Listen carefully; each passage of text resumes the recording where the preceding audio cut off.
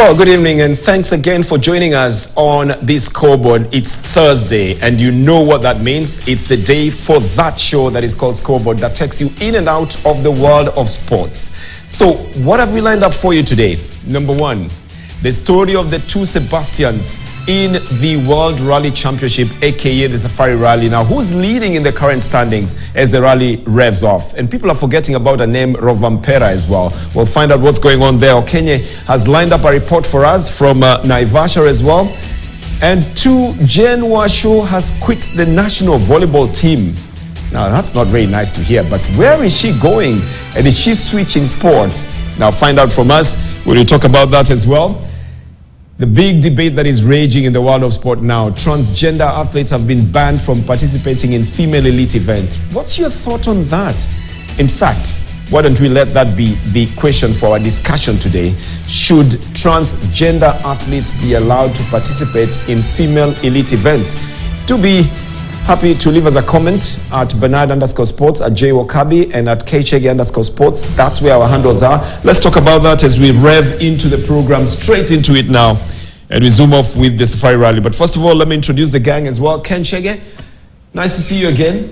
Good to see you, Bernard. One full week. Absolutely.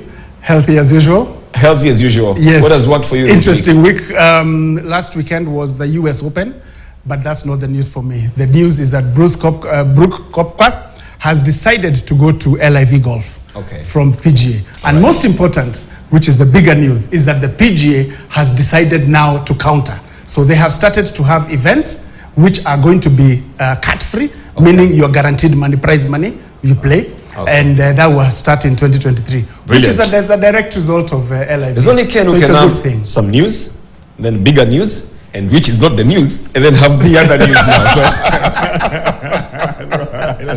the US Open is a golf event. That's what you didn't say. Okay, so he's got the news, the bigger news, and the biggest of them all. What happened for you? What worked for you? The NBA finals are over. NBA finals. Okay. Champions in basketball. The Warriors won it in 6, beat the Boston Celtics. Steph Curry has 4 rings. The debate goes on about where he places in the all-time list. And later on tonight is the NBA draft. The next class of youngsters coming in from college and G League will be decided on later on tonight. So for me, that's it. Amazing. The stuff that works for everybody else. Well, for me, a lot didn't work out. There were no Kenyans at the Diamond League in Paris, and I'm wondering why. They just won there. I know they're preparing for the trials here in Kenya, but it just occurred to me that a world event without Kenyans doesn't feel like a world athletics event. That's my personal thought. Anyway, let's move on now. And we start at the beginning. The World Rally Championship event comes to Kenya as the Safari Rally. Second time it's coming in as the Safari Rally. After 19 years, now it's back and it's big and everything else. It started today, Ken. What do you think about it? Yes, it started today with the special stage at Kasarani. Cars are off to Vasha. Tomorrow they start off. Big thing on the calendar also for Kenyans, big tourism boost. We have the defending champion, Sebastian Ogier, and then we have Sebastian Loeb as well, who's competing. So it's going to be a battle between the two. Interesting is that in this kind of event, the WRC, they are not allowed to wreck the what called the... No, they did a little bit of it. They did a little bit of a renaissance, I think. Yeah, but not the real thing, okay? So it's really interesting to see how the performance is going to be. Everybody keeps on forgetting about Rovanperra, who's actually leading the WRC standings. Everybody's talking about the two Sebastians. James. Yeah, because of one Sebastian won it. The other one is making a comeback in Kenya. And he's got a better record than this one who won. Exactly. Now, my very first Safari Rally to cover, 2002. Very first one. And the last one, it was a WRC rally. I remember interviewing him. He was 5th, and everyone thought, this is the guy for the future. So he's back. So when you've got the big guys in the room, well, no matter how much you're leading, you've got to agree that the heavyweights are here. And that's why Rovanperra seems to get lost in between the two Sebastians, because everyone is thinking, this one is a legend, and this one is the defending champions. And you saw what he said after today's super special stage. He said what? This is for you, Kenyan fans. For the Kenyan fans. Yes. You know, I was looking at the people who've won it. Ogier won it last year, Colin McRae the other year, 2002, and Tommy Makinen, Richard Barnes, and all that, you know. And out of those ones, Ogier and Sebastian Loeb are here. You know, Kenya is not here, Robinson. He's in Naivasha. And I think he lined up something for us just to be able to let us know exactly what happened during the day. Let's catch up with that action, and then we can talk a little more about it immediately after that. The wait is finally over. The 69th edition of the Safari Rally is here, and President Uhuru Kenyatta officially flagged off the rally with the super special stage at the Kasarani, where the drivers had to cover 4.8 kilometers, with the defending champion of the Safari Rally, that is Sebastian Ogier, coming on top, recording 3 minutes 18.8 seconds, followed by Thierry Neuville with 3 minutes 19.04 seconds, and Otanak finishing third in that order respectively. Now, aside from that, of course, it's going to be a battle of the Sebs in this edition of the Safari Rally. Sebastian Ogier, who's an 8-time world champion, and Sebastian Loeb, who's a 9-time world champion, of course, taking part in this year's edition. For Ogier, of course, for Loeb, coming back after 20 years to compete in this edition. Now, the young drivers that are taking part in this year's edition are giving a run for the money for the top drivers that we have. Remember, the series leader, that is Rovanperra, is 21 years of age, and we have the likes of Oliver Solberg, who's 20 years of age, taking part in this competition. We spoke also to rally fans on who they are putting their money on to win this year's edition. Rovanperra. Why Kali? Because he's improved in driving. He drives very nicely. Tumetoka Nairobi kukuja hapa Safari Rally. Tumeenjoy sana, well organized. Tanak will win the rally. Yeah, because he drives no fear. He has no fear. He has no fear, and that is what you need. You need the guts to tackle these stages.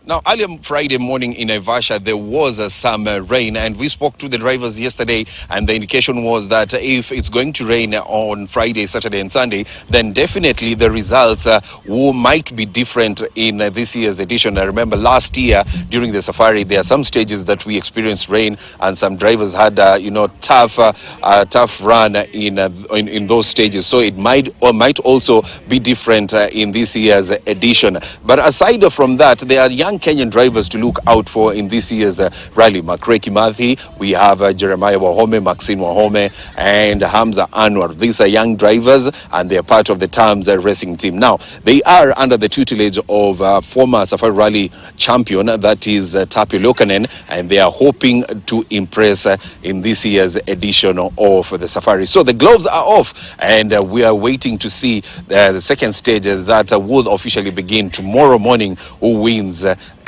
in those stages, and of course on Sunday who wins the Safari Rally, the 69th edition of this fantastic race. Oh, thank you very much, Robinson. He says the gloves are off. I think it should be the doors are closed. These guys are in there and they're gripping onto the steering now. Now, this is also billed as one of the few remaining real rallies. This is a gravel rally. I don't know whether we can discuss how different this is from the other rallies which are considered just circuits and mostly on asphalt. This is gravel. What do you expect to happen in this? Yeah, like I said, some of these drivers, including Sebastian Loeb, he's not accustomed to this kind of driving. This is, I think, maybe his first or second time that he's running on this fast gravel. And remember, there are stages where you go all flat out. You can do your speeds, whatever you want. How they are going to react, I don't know. I just heard the reporter saying that now there was some rain today. So I don't know how that will pan out on the weekend. Yeah, there's been a little bit of rain. In fact, he's saying that should it rain tomorrow, Friday and Saturday and Sunday, then the results will be different, because again, it changes the dynamics. But this is where now the real rally comes in, because you've got to know how to play your vehicle, use the correct tires for the rally, and in rain or in the dust. The reason the Safari is so famous is because of one thing: unpredictability. I was just going through the list and thinking, everyone is talking about Ogier is going to win. Do you know the last guy to win the rally 2 years in a row when it's a WRC event? Mickey Massimo Biasson, 88 and 89. No one seems to win it back to back because it's so unpredictable. Never quite sure what to expect, because like you're saying, this is gravel. This is a terrain like no other. And it changes. When it rains, the terrain will change. So I guess the question is, who is able to adapt quicker, who's able to make the adjustments that you need as quickly as possible between now and Sunday.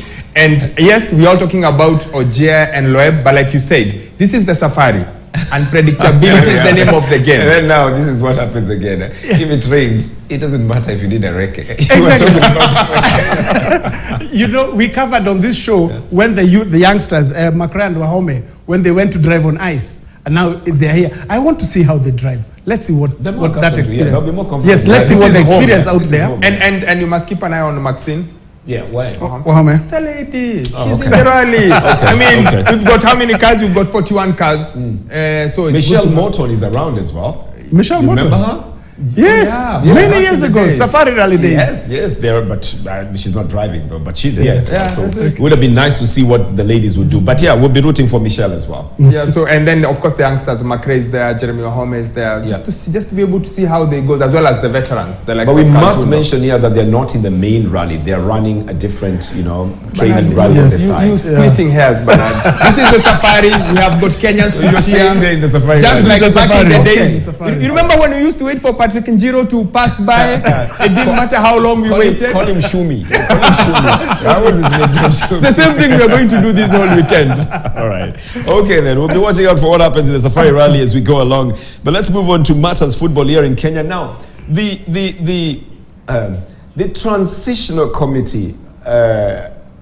no, let's start from the beginning. The caretaker committee transitioned into a transitional committee.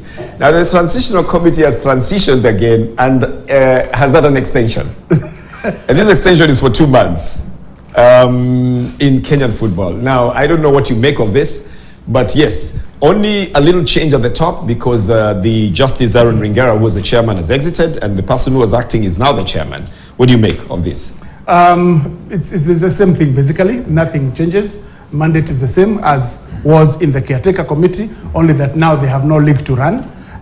They are in for 2 months. Basically, what that means for us is that for the next 2 months, we stay banned, no negotiation, no communication with FIFA. Was hoping that maybe this transition committee, the 45 days valid one, would have morphed into some a normalization committee at some point. Okay. Normalization must include everybody else, including FIFA, so we'll wait for them to do that. But key in this is that there was a report that was presented. Every time there's a transition from one to the other, a report must be presented. Now, this report was presented to the Cabinet Secretary for Sport, and it had 4 key recommendations. One, that top flight teams in the country should have youth teams which participate in youth leagues. Now, James, I know you want to burst out laughing, but please don't. This was a recommendation. All right?